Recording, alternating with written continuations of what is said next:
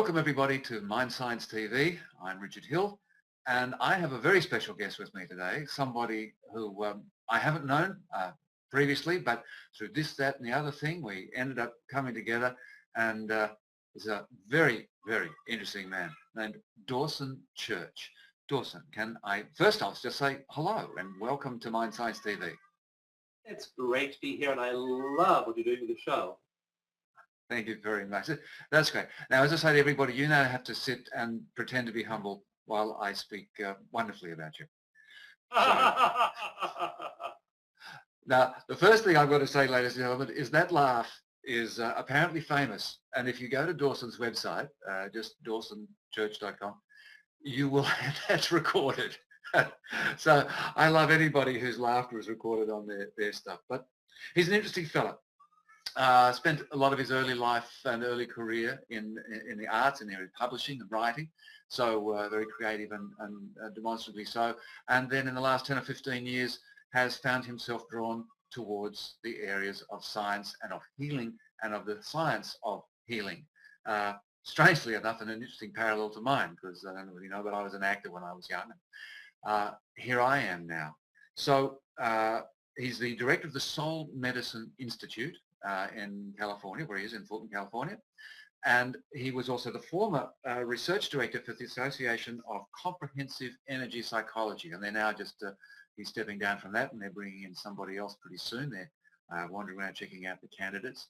He's been, is very involved in the area of EFT that he will talk about, the fabulous tapping therapy, which is really, really, really interesting, and he's been doing the serious research to find out what's going on. So I think that's probably all I want to say in that, because otherwise it's the Richard Hill show and not the Dawson Church show. So let's move across. Dawson, so again, welcome. It's a pleasure. Now, I know there's all these really interesting things, and our mutual interest is this incredible shift we have in understanding and dealing with genetics, which is you know, just fabulous, and we'll try and go through that, ladies and gentlemen, in a way that's understandable. You know, we're not going to go wandering off and suddenly talking thousands of chemicals, but we'll talk about the principles and the inlays. But it's an interesting this segue in your life, this shift. Can you give us a little reflection of that attraction and that shift that brought you into where you are? Although looking at your publications, you've always been interested in healing and health and well-being. Yes, that's a common thread that runs through all of it. I first became interested in this field in my teens, and actually I took my first classes in vibrational healing when I was about 15 years old. So I've been interested in this field and practicing for a long time. And that led initially to publishing. I wanted to make the information about these possibilities available through books initially, because 40 years ago, books were how information moved around. And it's interesting that it's really, you know, books are still around, books are still there, but there are so many richer forms of media now that are available. And we haven't got quite this far, but in my publishing part of my responsibilities, I'm now focused on releasing a huge release of an information product. So no longer is there a book, but there is a physical book, there's PDF content, there's video content, there's live streaming content, there's PowerPoint content. All of this is delivered in a single package, single learning package, and that's the way information is being shared now. And so yeah, the whole field of healing is just so interesting. And back then, 40 years ago, 35 years ago, we thought of energy healing, of complementary medicine, as being the ugly, red-haired stepchild of the medical world. It wasn't thought to be credible. Often if you were a physician, or if you were a psychiatrist, or if you were a nurse, you keep your alternative medicine credentials and trainings quiet, and it was thought to be alternative. And the real action was in research. The randomized controlled trial came into ascendancy as the gold standard research, as drugs were tested against each other. So the whole post-World War II era saw this ascendancy of the biomedical model. And in a fascinating switch, what's happened in the last really no more than 10 years, we began to apply the biomedical model of research testing, and we've done randomized controlled trials of energy therapies. And what has emerged is a stunning picture of efficacy. Just for instance, if Lipitor is the most widely prescribed drug in the U.S., Lipitor is the number one blockbuster drug in the U.S. The number of people needed to benefit from Lipitor is, for one person to benefit from Lipitor, 100 people need to be prescribed Lipitor. That's called the number needed to treat, or NNT. So the number needed to treat for Lipitor, you have 100 prescriptions. Of those 100, one benefits. Okay, and that's a wildly successful pharmaceutical drug. With emotional treatment techniques, we'll talk about later in the program, we did a randomized controlled trial using this gold standard technology again, fibromyalgia. We found that with EFT, you have to treat 3 people or 1 to substantially benefit and have the fibromyalgia, pain, depression, anxiety, all the disabilities of fibromyalgia disappearing. So our number needed to treat for EFT, fibromyalgia, is 3. We have to treat 3 people, 1 person to benefit, compared to 100 receiving Lipitor. So as we're now applying these methods developed for drug trials to energy therapies, some of them don't work or don't work all that well, or are a little bit effective, or as effective as a drug, whatever. Some of them are turning out to be just gigantically effective by comparison to conventional therapies. And this is really now catching the attention of things like healthcare providers. If I'm a healthcare provider, the biggest chain of healthcare hospitals here in my region in California, each fibromyalgia patient costs them $300,000. That's the price tag for one case of fibromyalgia, over $250,000. So suddenly there's this method called EFT that is free of the internet. You can bet that Kaiser is very interested in what that is. So several things are driving the interest in these therapies, but a big one is cost. The rise in cost is unsustainable. In Britain's National Health Service, our bill for drugs has doubled the last 5 years. Now, are people getting twice as well? I don't think so. It is this escalating cost spiral, often with very, very tenuous benefits for the patient. Now, of course, some drugs are fantastic. We wouldn't want to be without antibiotics or some of the things we use to fight inflammation. But many drugs have marginal utility for some kinds of conditions like autoimmune diseases. Drugs are just not good on the whole. They can maybe treat a symptom here, a symptom there, but things like autoimmune diseases, we don't have good drug answers for. So there's a whole category of ailments for which these therapies turn out to be useful and in some cases spectacularly effective. And that's, so cost and utility is driving this move to energy therapies. Yeah. I mean, this is it's unavoidable. We live in a world that requires an economic structure. I deal a lot in this work. I'm just starting to do some more work at Sydney University here in the. Finally got into the Brain and Mind Sciences Institute, which took me a little bit of effort. But the whole point in research.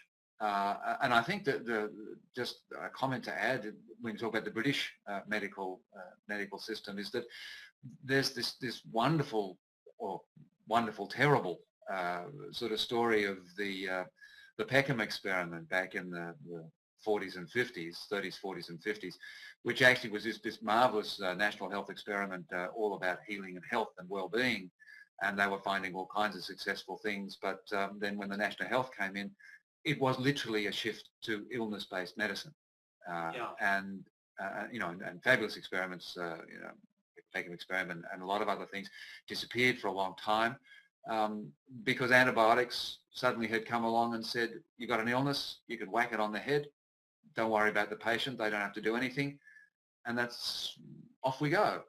And then 20 years later, we start to wake up and find some antibiotics becoming ineffective, lots of different attitudes. Well, that model is really effective for certain diseases. Like, for example, we found sulfur drugs, which were really effective in the 30s and 40s. And we found drugs like quinine. Now, quinine, of course, has been known about. We've known about quinine for a long time in various forms. We used it for hundreds of years without knowing how it worked. But there were these early successes with drug-based therapies, but that led us to then assume that every disease had a corresponding drug that could cure it. And it was this misapplication of this it's really a good model for certain diseases, but when we applied it as one size fits all to everything, it doesn't work for fibromyalgia. I mean, fibromyalgia, all the characteristics of fibromyalgia is a good example. Lupus, there are all kinds of conditions where cancer there are a few cancers we're a little bit better at curing now than we were 40 years ago. But this absolutely mind-boggling amount of money spent on what's called a war on cancer in the U.S. Trying to find that magic bullet that'll knock out that cancer cell. It just hasn't worked. So this model works super well for certain conditions, but what we're now left with is the bag of conditions, and it doesn't work well for the lifestyle diseases. I mean, diabetes, so related to weight and exercise. So that's what we're left with. And it turns out that the energy therapies, the alternative medicine therapies are often really effective for those kinds of conditions.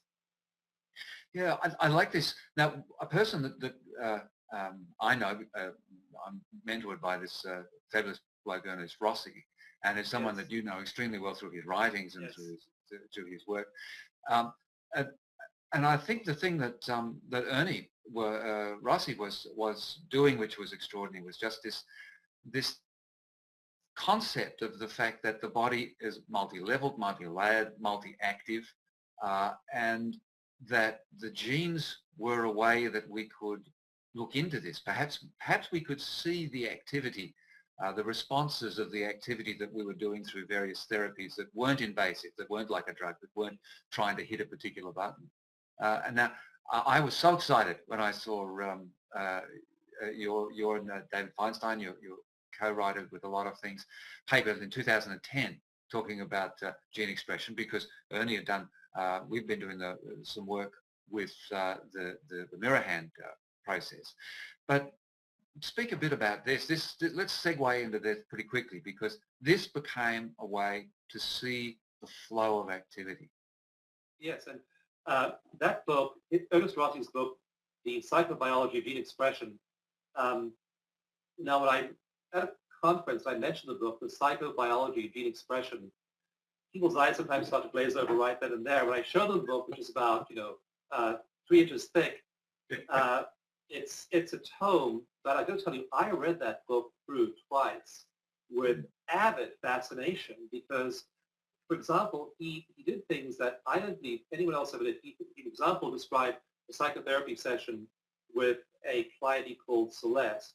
And what he did was he said, okay, Celeste has this condition. I think she had some kind of autoimmune arthritis or something. And yeah, that's right. He describes something with her body, with something with her mind, with something in the session. And he then says, okay, now she has this shift of insight. And what might be happening now is that the gene CFOS might be being more expressed.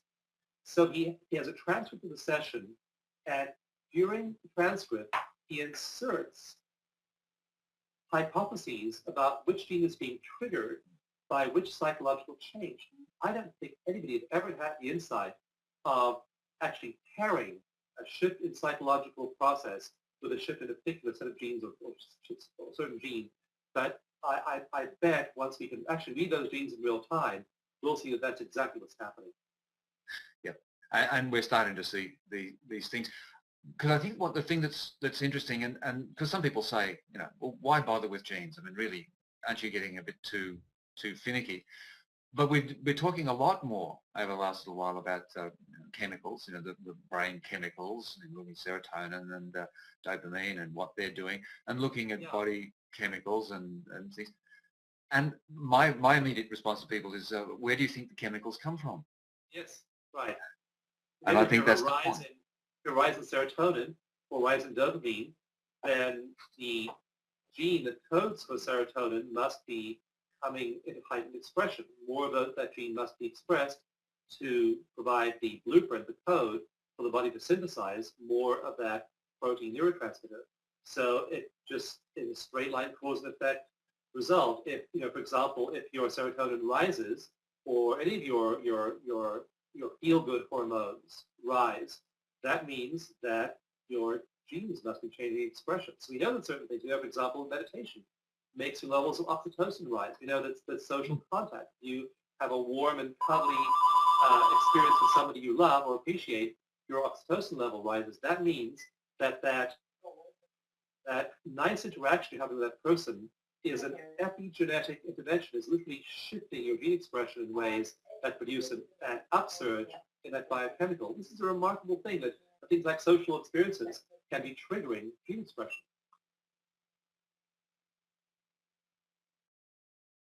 Yeah, and the certainly I know you, but from my own point of view, when I saw that, it sort of said, so a social experience, which then Right. makes you feel differently, like I hear a joke and I laugh, Yes. that I have changed in some way. Something has changed within me. 1 minute I was sitting there with a poker face, and the next minute my teeth are showing and I'm making noises and various things. And for that to just be thought of as a simple behavior, which you can have immediate or some kind of control over, just seemed to me short-sighted. I changed, and that meant everything changed. Surely, Yeah. that was simply my thought. In fact, in one piece of research done by a Japanese researcher, he looked at laughter, and he found that laughing triggers the expression of 32 genes. That's right. Yeah. So social connection does that, emotions especially, because why do Darwin became fascinated by emotions toward the end of his life. He wrote a book called the Expression of Emotions in Man and Animals. He became interested in emotions and evolution, and emotions began as an organism's response to danger. If there was a predator around, if I got upset and alert and hypervigilant, and those emotions came into play, then that increased my ability to adapt to possible threats to the environment. And so emotion was very, very adaptive. We find emotion developing, the limbic system developing in mammals and higher on up the evolutionary ladder. And it turns out now that emotions have a huge effect on gene expression. For example, there's one research done of boys with PTSD, post-traumatic stress disorder, in an orphanage in Russia, and all kinds of genes are either more or less expressed based on these negative, these traumatic experiences they've had.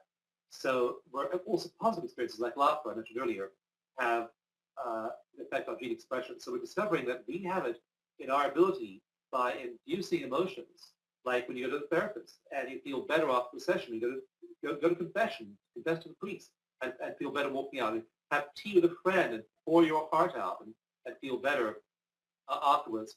All of those things are affecting gene expression and affecting health. And not just a little bit either, like longevity studies have found that people who are highly networked, people who have good social networks, who are in churches and social organizations, who volunteer for charity, their mean lifspan in various studies has been shown to be longer than the average by 7 to 13 years. 7+ years for people who are highly networked socially. Again, they're producing oxytocin, producing a beneficial gene expression, inflammation is going down in their bodies, things like telomeres, maybe lengthening, all sorts of beneficial results happening. Optimism does that. Positive beliefs, positive self-concept. If you have a positive self-concept about aging, you're more likely to age more slowly and have a longer lifespan and health span. Health span is the healthy lifespan than pessimists and people who don't have a healthy set of beliefs about aging. So all of these things like belief, who would have thought that belief would affect your lifespan? It does. And here's the interesting comment. Our genes, and this is one of the reasons I know that I'm interested in looking at what the genes are doing. Our genes are telling us by the fact that they produce genes that are beneficial for our well-being, for our immune system, and so on and so forth, that they do that when we feel good. They do that when we connect. They do that, all those sorts of things. So our body actually really does say to us, you are much better off. We much prefer you to be a happy, connected, engaged, socially appropriate person.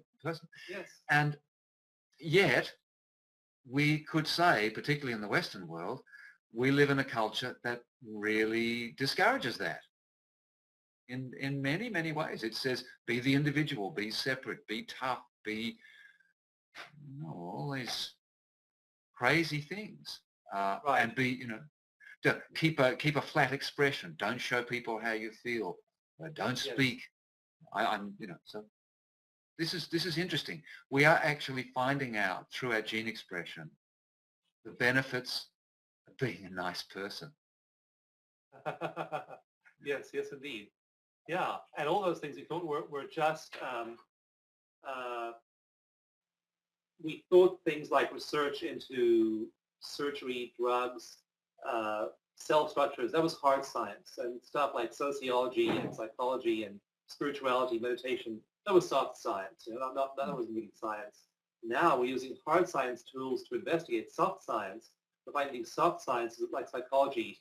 That paper of mine that David said you referred to, it's all about using gene expression as a test in psychotherapy. Effective psychotherapy should result in beneficial gene expression, and ineffective psychotherapy or less effective psychotherapy should produce less of an effect on gene expression. So that's an amazing concept that we're going to use genes to measure how effective spiritual experiences are, psychotherapy is, ritual, group experiences, group therapy, social networking, spiritual activities like religious worship. All of these things we thought of as being totally peripheral to the scientific endeavor tend to have a dramatic effect on our lifespan, our health span, and our sense of well-being, our physical well-being, far more so than even things like sometimes really, really obvious physical things like smoking. Now, I mean, because here we are, we're talking about the fact that that emotions and genes are directly related to themselves. You feel an emotion, you will have a gene expression, or perhaps the other way around. You have a gene expression and then you feel an emotion. But actually, I tend to not think so much in causal, I think more in systems. So things are dynamic. So they're all sort of happening at the same time based on the fluctuations in the milieu. That's about as heavy as we can get, I think. But that takes a bit more explanation. But the difficulty is the measurement of this process, because for a start, it's not cheap. Not cheap. Like if you do a psychology study and you're using an assessment, you're just having some thought of a piece of paper, and that piece of paper costs you $2 to buy from the copyright holder, or maybe it's free. If you're doing a biological assessment and you're drawing blood, or you're doing a gene chip, so each gene chip might cost $2,000 to $5,000. So rather than a $2 assessment, you go $2,000 assessment, and the cost rises vastly. So it's until big universities with the equipment get interested in this research question, it's going to be tough to get results. I really admire Ernest Rossi for doing a gene chip study, because the obstacles to doing that for a small private foundation are enormous. Well, the first study was just a pilot study with 3, and then our Italian group sort of went on and did something with over 20, which is starting to approach a pretty strong sort of power level in the study, which is excellent. Still, it's too expensive to actually get ourselves into a control type of study. That will be good when that comes. Yeah. We're doing one right now with EFT, and EFT is a really useful research tool, because the changes that happen in EFT are very, very large in short periods of time. For example, in one study of healthcare workers, we did a study of 216 healthcare workers. These were doctors, nurses, psychotherapists, chiropractors, alternative medicine practitioners, and we gave them basically a day-long EFT training. We had them do EFT on themselves. We had them think about traumatic memories in their childhoods, look at their cravings, do the EFT on that. and we found a 45% drop in the severity of mental health problems, anxiety, depression, phobias, and so on. So massive drop, 45% drop in just one day. And most of that improvement held when we retested them 3 months, 6 months later. So EFT is great that way. So as you then start to look at the biological effects, you might see big biological effects happening as well. And the goal now to do larger scale studies that show what's happening biologically is then medically it becomes very interesting to institutions to say, hey, maybe I will give you 14 hours on my Cray supercomputer to do all the number crunching required to do this bigger study. And I suspect that when we do those parts of research, we'll get big results. Right now, in our first gene chip study we're doing with EFT, it's of 24 veterans, Vietnam veterans, Iraq veterans, with PTSD in 10 sessions with EFT. And what we expect to find is that there'll be positive gene regulation. So that means that genes, say, for the code for free radical scavenging, which is one of your major aging factors. We expect to see those genes upregulated. We expect to see oncogenes, cancer genes, downregulated. We expect to see inflammation genes downregulated, immune genes upregulated. So we're doing this, but again, it's a very, very small scale trial, 24 people. We have, everyone's a volunteer working on the study, and at least you get some initial idea from those kinds of pilot studies. But then hopefully you'll eventually get funding to do a large scale study and get some more convincing results. But even if you get power from a piece of research of 10 people, that means you're having a big effect, Richard. And I think this is good because also it's not just you doing this stuff. I mean, it's terrific, and not just Ernest Rossi. I mean, there's Moshe Ziff, who's done work, and Mimi, that there's been work done on PTSD in relation to the 9/11 people. So what we're doing, we're building up a catalogue and an interesting expression from various researchers on gene expression. So this is what's actually going to make the whole system strong. We start when we're able to melt these together. But there is something. I mean, we've been having this fabulous discussion here about healing and EFT, and I'm just thinking, I'm wondering if there's some people out there who might not have heard of it. Could you give us a little bit of an insight into this this particular wonderful form of what I call activity gene expression Yes. promoting? Yeah, it's an interesting form of intervention. EFT uses elements from two other psychotherapy methods. One is cognitive behavioral therapy. One is exposure therapy. So exposure therapy, rather than avoiding the problem, you think about the problem. The EFT has you focus relentlessly on the problem, and then it looks for cognitive change. That it has you stimulate 12 acupressure points to your fingertips while you're focusing on the problem. And this seems to really give the body a signal that the problem isn't a real life stressor. So if you, for example, say, just take a combat example, somebody who's in Vietnam, had terrible combat experiences, every time they think about those experiences, they reinforce those neurological circuits in their brain. So for 40 years since Vietnam, this is the 40th anniversary of the end of the Vietnam War, 40 years they've been thinking about this, they've had flashbacks, nightmares, intrusive thoughts, memories. Each one of those is building up those neural patterns. In research by Eric Kandel, researchers showed that within 1 hour of repeat signaling through a neural bundle, you can double the number of synaptic connections in that neural bundle. So if you send a signal through that wiring in your brain over and over and over again, you're increasing the size of that neural bundle. So the brains of PTSD patients show changes over time, and not good changes. It's changes to do with enhancing all the fear circuits of the brain. So that's what you do if you think about a problem without any intervention. That's effective. Now with EFT, you think about the problem, but you stimulate these acupressure points. What I'm touching right now is on the kidney meridian. It's called K27. So you stimulate the acupressure point, think about the problem, and what this does is it tells the brain's machinery that assesses threats. It tells the brain's machinery that this memory I'm having of Vietnam is not a threat to my survival. So I don't have to go to fight or flight. So before, I'd have this thought about Vietnam. I go to fight or flight mode. I build new neural circuitry. If I think about it, that now tap or touch the exact pressure points, my body gets a second signal, and the second signal says, you're safe.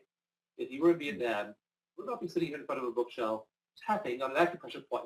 So the body is pretty smart. It gets the picture right away. It says, oh, that memory is not affecting my survival. It breaks the association in the hippocampus, in the midbrain, between the memory and the fight or flight response. And once that association is broken one time, it usually stays broken. You may have to work on the memory again, but usually you break the association one time and the body says, oh, okay, now I know that that memory of those shells falling in 1971 isn't really happening now. I don't have to go to fight or flight. So it stops producing cortisol, stops producing adrenaline, stops producing arousal of your sympathetic nervous system. All of those physiological changes occur after you've done EFT. That's how EFT works. Bits of cognitive therapy, bits of exposure therapy, acupoint, it's tapping, and the combination of all three of those take these triggering memories and depotentiate them. It just basically disable the wiring behind your buttons. You have this button, there's a hot button, you press the button, get a big fear response. Now you press the button over and over again, no more wiring behind the button. You don't get a fear response. And then you start to rewire those circuits in your brain and reset your hormonal baseline for a much more peaceful state. And that's essentially the way EFT works. And I think what's important, if I can just pull out there a couple of things which people might not notice, is that we're talking about brain plasticity and rewiring, and I think what a lot of people don't realize is that memory is not a fixed thing. It can be made, and it's not really up to the average therapist to understand the brain chemistry of, you know, how we can make a neuron labile again and so on and so forth. But it's up to somebody, and I'm happy to be one of those people. You are as well. But when we talk about brain plasticity, that brain plasticity then has an ongoing effect right throughout the whole body. That brain plasticity alters the hormonal flows, alters the neurotransmitters, alters you know, a variety, well, basically this biochemical milieu. So when someone does something and a behavior changes, there's a host of stuff going on. And Yes. I think the research you're doing, and I'm certainly keen to be involved in, can really give the confidence to therapists that get a positive shift in behavior and in affect, and you're touching them right the way down to these tiny little chemicals. Yes. Way down in the body. Yes. Yeah, one of the papers I quote in my book, Reading Your Genes, is one from a brain science journal, and it says that our brains are on the boil. Our brains are just shifting and changing with these, like even the microtubules that form the scaffolding of cells in the axons around brain neurons. Those microtubules are being destroyed and reassembled every 10 minutes. It's like the scaffolding in the building you're in being pulled apart, reassembled based on your use of it. Use it differently, the scaffolding is different. So you think of the brain as this fixed organ that remains stable throughout your adult life. But I love the analogy of your brain's on the boil, and as you see things, as you do things, as you think different thoughts, as you induce positive changes or negative ones in your life, that you're literally shifting the anatomy of your brain. Yeah, this idea of brain plasticity, which everyone's getting onto in the last 5 years, that's just scratching the surface. You're absolutely right. I mean, everybody out there, you know, go to YouTube and type in microtubules or vesicles. That's great. The little fellas walking along the microtubules, dragging along. It's absolute. There's some wonderful animations in there just to show you that it's a magical world in there. You don't have to understand it. Not everybody has to understand it, but if we know there's a magical world going on in there, or it feels magical, that I think it kind of lifts our sense of being a therapist. We go, wow, I'm touching stuff I don't even know I'm touching, and that can kind of give you that sense of. It certainly gives me the confidence to look for very, very small changes in my clients. and to be very pleased with those. Yes, absolutely. It needn't be that big dramatic shift. It'd be a very small shift. That small shift, again, is nudging the nervous system, is nudging the endocrine system in a bit of a different direction. And when you reestablish that balance, like, in energy therapies, this is always understood that an energy system is like a magnet with iron filings around it. And if you change the configuration of the adjoining magnet a little bit, the whole field changes. So Yes. family constellations therapies well understand this very, very well. Change one member of a family and the whole family energy field changes. So yeah, make some sort of small shift like acupuncture, the insertion of these really fine needles into the skin at various points, and yet it can make people feel enormously better. Very, very small input, huge health benefits sometimes. And so we have sort of complexity theory and a lot of those things educating us about those sorts of processes. And now, as I'm sitting here and listening to all this stuff, and you're mentioning I've made a big mistake. I've not made an early mention of your book, Genie and the Genes, which is just a fabulous book. Now you've referred to it a couple of times already. Now I've only read excerpts here and there because I'm useless. No, I'm not. I'm doing my best. There's so much to read. Now because I made some notes when I was looking at that ones that there was a couple of things I really loved. Oh yes, the chapter you do is later on in the book, and it's called "Healing is a Process, Not an Event." Yes. Now, as a chapter heading, that's magic. We're so event oriented. The child is born. That's one way we start life. The child is born or conceived. But if you look at that, it's that birth is on a spectrum of events, starting with conception, perhaps before, when a baby girl is born, all the eggs she'll ever have are present right there in her ovaries, and so when it's fertilized, there's a child born. That that child is growing. It's on a spectrum of growth and life, and then continues after that. So there are these sort of we tend to think of events. Patient is cured, the patient is sick. Oh, it's not quite that simple. There's sort of healing cycle that people go through. And so a lot of life is like that. It's a process. And so when you go to the doctor to get a diagnosis, people can often get that fixed in their mind. I've been diagnosed with X, Y, Z. And that then becomes a fixed point in time and a fixed fact. And then, will I get cured? Will I beat the cancer? Here are two studies published in the last couple of years in the Journal of the American Medical Association. One is that the average cancer grows for 12 years before it's detected. So 12 years, 12 years, that cancer's been growing for detection.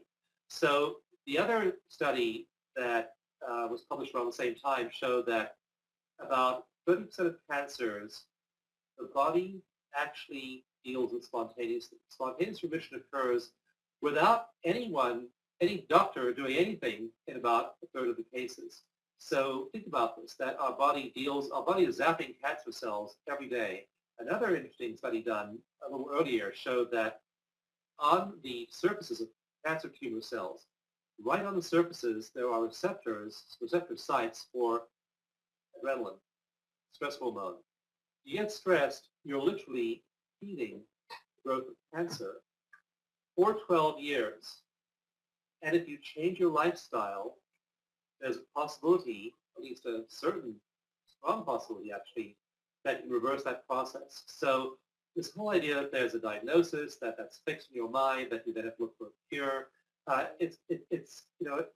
for very few things it's probably true, but seeing healing and illness as a process is much more productive than thinking of it as an event or a series of events. We're dynamic human beings. We can change. We have enormous power over our bodies. We have enormous power over our own beliefs. If I wake up one morning and I feel, and whatever once we do this, I wake up on the wrong side of the bed and I'll just feel lousy. Well, first of all, I make one decision that right away, and that is I will not impose feeling lousy on anyone around me if I can help it. So I might want to startle a person at the gas station or at the health club, at the gym when I walk in the front door. but I'll just smile instead. I'll just make myself smile. And guess what? If I start to smile and induce that state, I then probably start to feel better after a while, and I then get smiles back. Now, suddenly this is oxytocin, and it's having beneficial gene expression, and it's what I call the epigenetic health cycle. We start to cycle upward in our whole functioning. But yeah, seeing feeling as a cycle, as a process, is much more productive than seeing it as an event. I mean, you hear a diagnosis. There's new diagnosis that may make it into psychology called diagnosis shock. That's when the doctor walks in and says, "Very sorry, it's cancer." And the patient, of course, goes, "Yeah." Well, you were an actor, which is very good. maybe I'll do the diagnosis, and then I'll just suffer. The operation was successful, Mr. Hill. However, you will be wearing an incontinence bag the rest of your life as a result of it. We got the prostate cancer, but you'll be incontinent and... Well, was that wonderful joke where the wife is told that in order for her husband to survive more than a week, she has to care for him for the rest of his life and wash him and bathe him and feed him and so things. And so she goes out to the husband and says, "I'm sorry, darling, you're dying next week." There's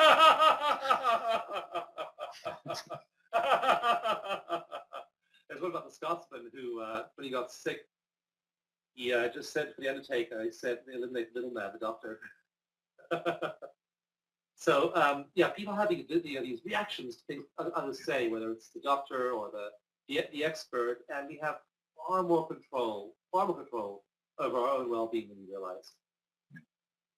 And that's not to say that we're even, and just to remind, because what we said before, that's not suggesting for a second we're saying that it's not useful to use antibiotics, it's not useful to use medications, but it's useful to utilize them within a spectrum.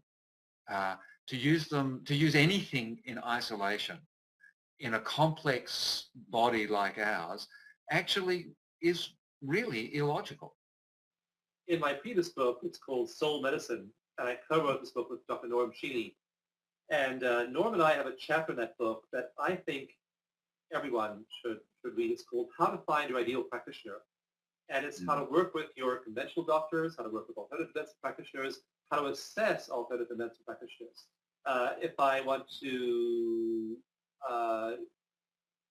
get a cancer surgeon, I want to look for a board-certified oncologist.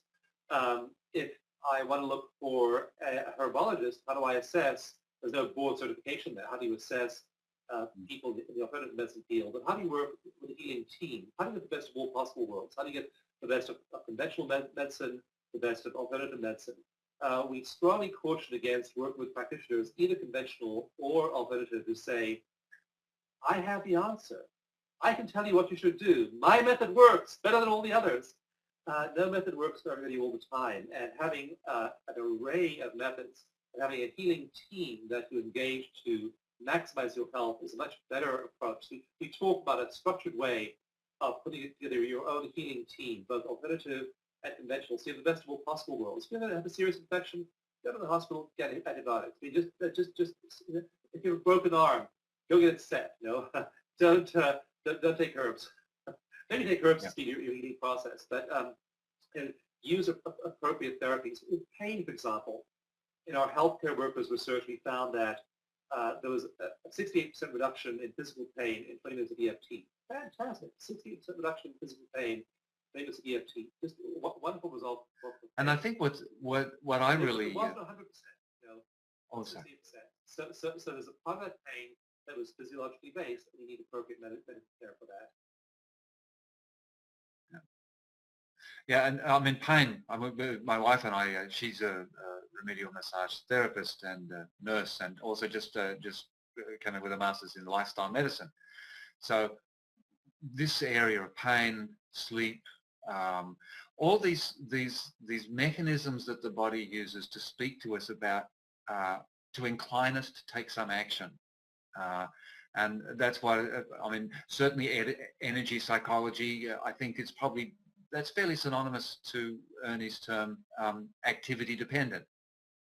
Yes. We require sometimes an activity in order for things to to move, to shift from an inertia state, and the activity you take will determine the types of cascades of activities of responses that you get. So, it's leaving it till late is not a good thing. Right.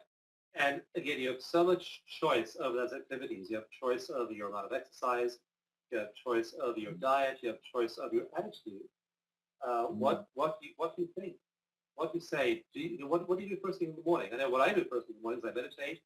I have a book I love of writings of the great spiritual traditions. And I read part of that book, I meditate, I center myself, and my whole day begins in a very different way with that centering exercise than it would if I just launched myself into the chaos. Yeah, the chaos of life. Whatever it is. I play the piano moderately well, and I sit down and improvise just a pleasant little. Actually, Susie and I call them lullabies. She said because they're not that interesting, they tend to put you to sleep. But and that's the way I often start. Certainly the way I end the day, to just calm it down, and that's my own thing. Very different again. Using music, using a little personal talent. Everything that anybody does is going to have an effect, particularly if they feel the effect. There is an effect, and this is important for them to realize. And it's shifting the locus of power from external forces to internal ones, realizing I can have an effect on my body, on my health, on my sense of well-being, on my inner peace by what I do. I can do things that deliberately induce that. So I'm not looking for the magic pill outside there. I'm looking for what I can do to reinforce that. Even the magic pill, like for example, I take multivitamins every day and a few other things I like fish oils. And I have a little dispenser that I put them in. So every couple of weeks I'm putting them in the dispenser. I'm putting them in the dispenser with an awareness that each one can make me healthier. So I'm thinking, I'm engaging a belief, a placebo belief. Now do I really believe that my little ritual of putting the pill in the pill box is going to turbocharge that pill? I don't really believe that. But this ritual is engaging some part of my psyche. Maybe it was engaged 10,000 years ago by the shaman dancing around the fire. Who knows? That little ritual is engaging the placebo effect deliberately. I'm choosing, even knowing it's not true, I'm using that to engage the placebo effect. So we start to shift and realize I have so much power over how I feel and what I do. I start to engage that power rather than making it all about the person out there who's going to fix me. Well, I think there was that wonderful research done with the people with irritable bowel syndrome, and they gave them a placebo and they gave them a medication, and then they gave them a placebo and told them it was a placebo. Yes. And they found that even when people know it's a placebo, it still has a positive effect of a positive and strong effect. And some research suggests that it's between 40 to 55% of any healing process. Certainly it's that other 45% that can kill you. And I mean, antibiotics only have a 25 to 30% impact on the bacterial issues that you have in your body.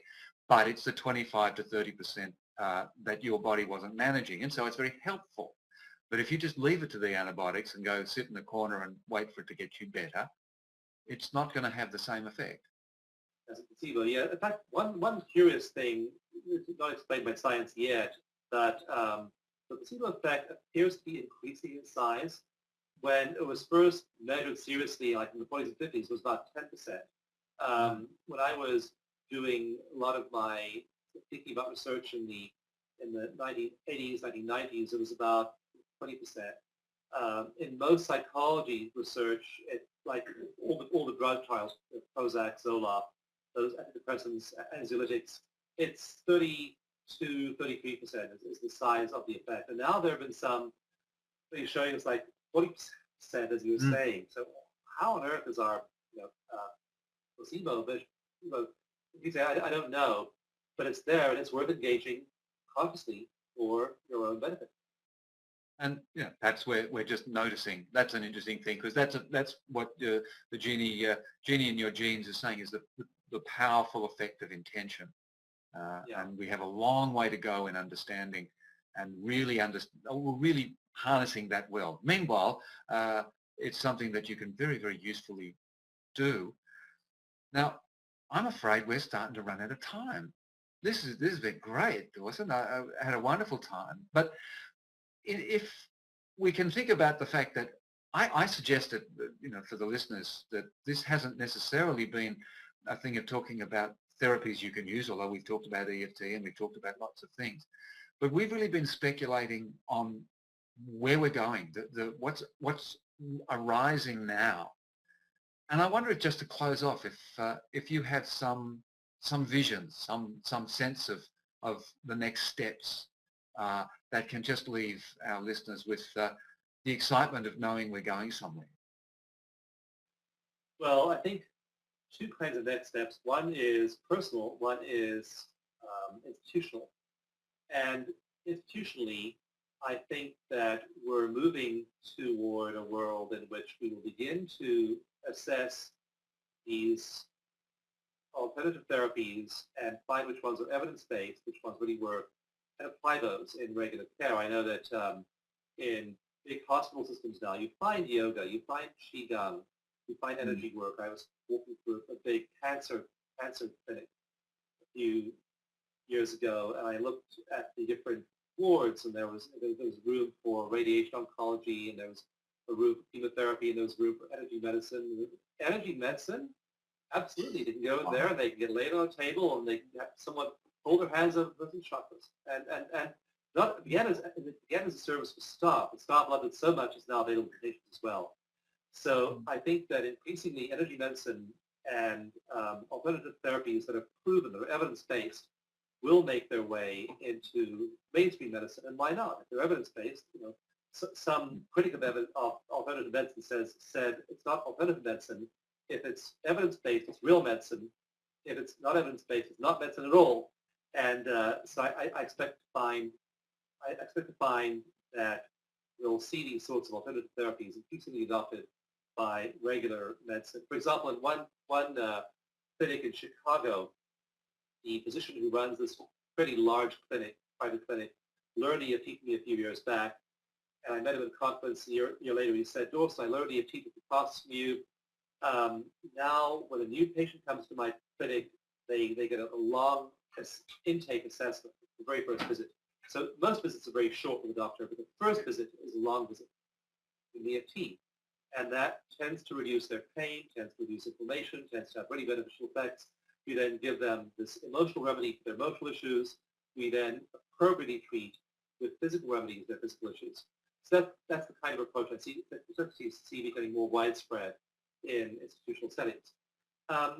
Personally, I think that as the benefits of these therapies become evident to our health, I hope that everyone listening to this program will do something to generate positive feelings, positive gene expression, positive results for their bodies, their personal lives. That could be playing your lullabies, it could be volunteering for a charity, because altruism has been shown to have positive effects.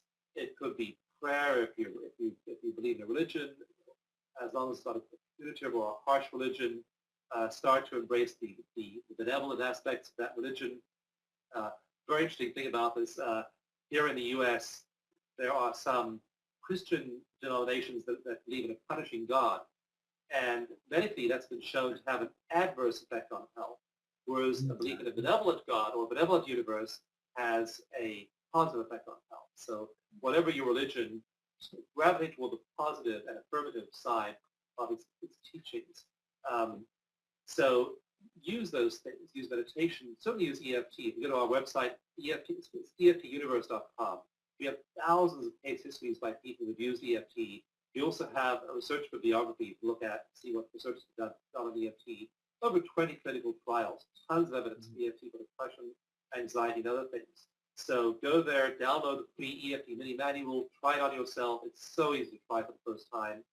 And you will find that as you affect yourself, people in your life who are cheerful, happy, upbeat, and positive. And that means saying goodbye to some people who aren't. Make those choices. Fill your life with music, movies. I had a terrible nightmare a few days ago, which I wrote about on the EFT website. I just watched a really disturbing movie, and normally I try and watch movies that aren't quite so disturbing. If you're filling your mind with with violent video games, violent images, violent novels, that will tend to affect you. So fill your life, fill your interpersonal relationships with kindness and love and joy. Go out of your way to commit random acts of kindness. And on an individual level, what you're doing is you're stimulating positive gene expression, positive hormonal expression, positive life enhancement all over your body. And if you look at people at the age of 50 who have done good things in their life, who've released their stress, compare that with pictures of people who have not done good things in their life, who've lived their lives of stress, the difference is striking. Even people born with the same genome. In fact, one of my articles is about identical twins. So these twins are born, identical twins, egg splits, exactly the same genome, but by the age of 50, their genes have diverged radically based on their lifestyle choices, based on their stress levels. So that's the choice that faces you each day. You wake up in the morning, what will you do for your health today? You can do a tremendous amount for your well-being by making positive choices. So at an individual level, what I'd say is don't wait. Start right now. Learn EFT, do meditation, do positive things that let you live as a divine being on a human journey. Live your life from that perspective. All the attitude, all the beliefs, all the self-talk that says you can't, it's not true, it's holding you back. Dump it and move on. Fill your life with love. Fill your mind with affirming self-talk. And just live a life of love. Why not? Why spend one day doing anything else other than loving yourself and loving the people around you? So that's what I think makes the individual difference. I think that's just wonderful. And something later on, that question of why don't we, that's really where what I've been addressing in the win-or-lose world theory, how we actually do create this sort of, like the film The Matrix, where we create a strange world where people do these strange things. But by doing exactly what you said, by doing that, waking up in the morning saying, I'm going to do good stuff today. I'm going to do stuff that makes me feel better today. It's rather it's not so much selfish. I think self-concern is a very useful thing. We should be concerned for ourselves. And what a wonderful way to end the meeting. So Dawson, we have to say goodbye to him now. We could go on forever, but I'm pretty sure that, because I know some people, you do these things during lunchtime or something. So this would be a wonderful way. This is a wonderful little glide through the nature of where we're thinking now, what's going on in this world of looking deeper and deeper and deeper inside the body, deeper and deeper and deeper into the science, but more and more and more in relation to the human experience and the human benefit. This is a fabulous new time, and this man, Dawson Church, that you just listened to, is one of the fabulous people taking it somewhere. So to you, Dawson, thank you, thank you, thank you. And I hope we do more of this. That's all give myself that gift. Yeah. Yeah. Wonderful. Okay. Bye-bye all.